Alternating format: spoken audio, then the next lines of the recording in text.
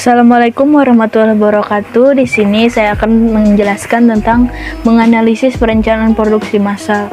Ya, menganalisis perencanaan produksi massal ini masuk ke dalam pelajaran PKK Produk Kreatif Kewirausahaan. 1. Pengertian perencanaan produksi massal. A. Produksi massal. Produksi adalah suatu kegiatan untuk menciptakan atau menghasilkan barang atau jasa, di mana barang atau jasa tersebut dapat memiliki nilai guna untuk memenuhi kebutuhan oleh orang atau badan produsen. Beberapa ciri-ciri utama dari produksi massal adalah sebagai berikut. Adanya standar produksi, memiliki mesin yang dapat memproduksi barang, semua alur produksi bisa seimbang. Waktu produksi relatif singkat, penggunaan bahan baku sudah dalam keadaan otomatis, dan kemudahan dalam kontrol produksi. B. Nilai guna barang. Nilai guna barang adalah sebuah nilai atas manfaat yang diperoleh dari penggunaannya, baik itu bersifat nyata ataupun tidak nyata. Setiap barang memiliki nilai guna barang tersendiri. Jenis nilai guna barang tersebut diantaranya adalah 1. Kegunaan dasar. Elemen utility, berarti sebuah benda memiliki nilai. 2. Kegunaan waktu. Time utility. Payung dapat menjadi mahal ketika musim hujan.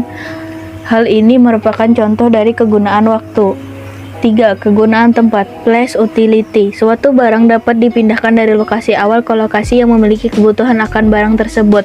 4. Kegunaan bentuk. From utility. Kegunaan bentuk berarti bahwa sebuah benda akan memiliki nilai guna lebih ketika berubah bentuknya. Misalnya koran. 5. Kegunaan pelayanan. Service utility. Kegunaan pelayanan artinya sebuah benda akan bertambah nilainya jika adanya jasa pelayanan terhadap barang tersebut. Contohnya adalah radio dan televisi. 6. Kegunaan milik. Ownership utility. Sebuah barang akan berubah nilainya ketika pemiliknya berganti. Hal ini membuktikan bahwa kepemilikan dapat mengubah nilai suatu benda tergantung dari siapa pemiliknya. 2. Jenis perencanaan produksi massal. Perencanaan produksi merupakan perencanaan tentang jenis produksi dan jumlahnya yang akan diproduksi oleh sebuah perusahaan dalam satu periode yang akan datang. Perencanaan produksi mempunyai ciri-ciri sebagai berikut. A. Perencanaan produksi yang menyangkut kegiatan pada masa yang akan datang. B. Dalam perencanaan produksi ini dapat disusun rencana produksi yang baik. 3. Fungsi dan tujuan perencanaan produksi. Secara umum, fungsi dan tujuan perencanaan produksi adalah merencanakan dan mengendalikan aliran material ke dalam, di dalam, dan keluar pabrik.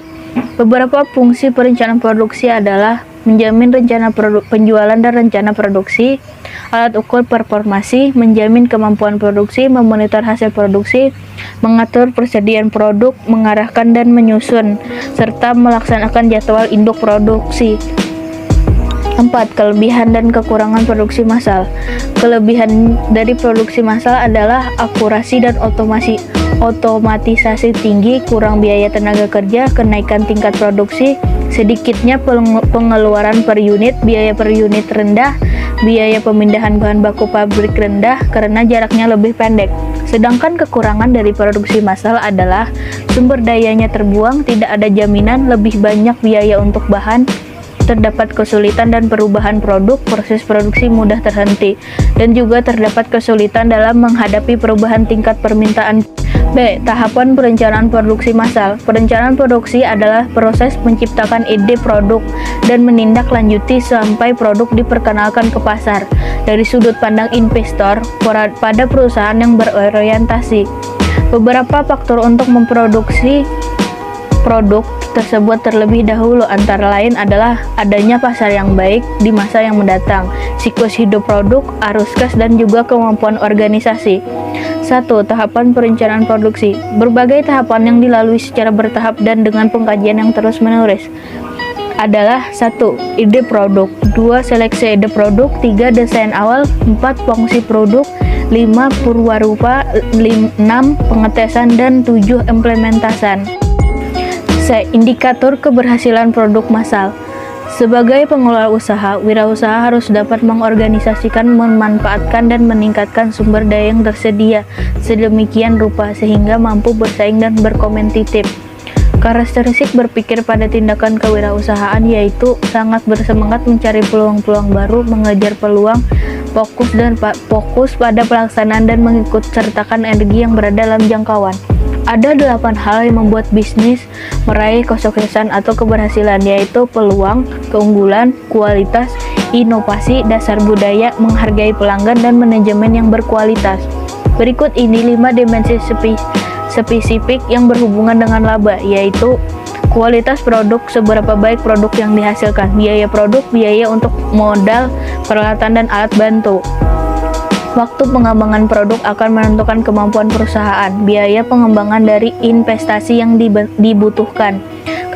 Kapabilitas pengembangan merupakan aset yang lebih efektif dan ekonomis.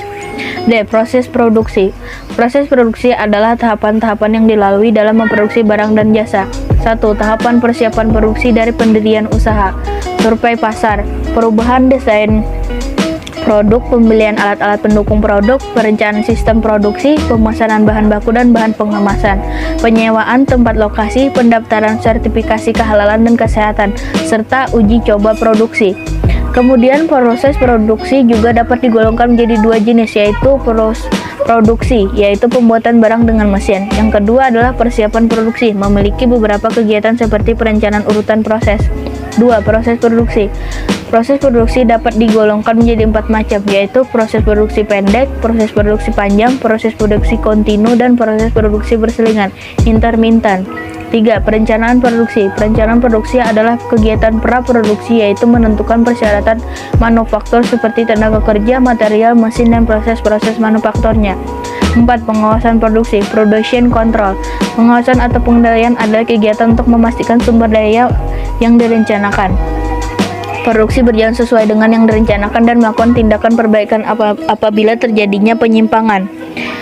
Adapun manfaat dari pengawasan produksi adalah memastikan kelancaran semua aliran produksi, memastikan penghematan biaya produksi sehingga dapat meningkatkan laba perusahaan, mengendalikan sumber daya, dan mempertahankan standar kualitas melalui siklus hidup produksi. Pengawasan produksi tidak sama di semua organisasi atau perusahaan. Pengawasan produksi tergantung dari faktor-faktor berikut: sifat produksi, sifat operasi, ukuran operasi. Dengan demikian dapat kita menarik kesimpulan bahwa perencanaan dan pengawasan produksi atau production planning dan control sangat penting untuk kepuasan pelanggan dan keberhasilan seluruh dari sebuah organisasi. Sekian dari saya. Assalamualaikum warahmatullahi wabarakatuh.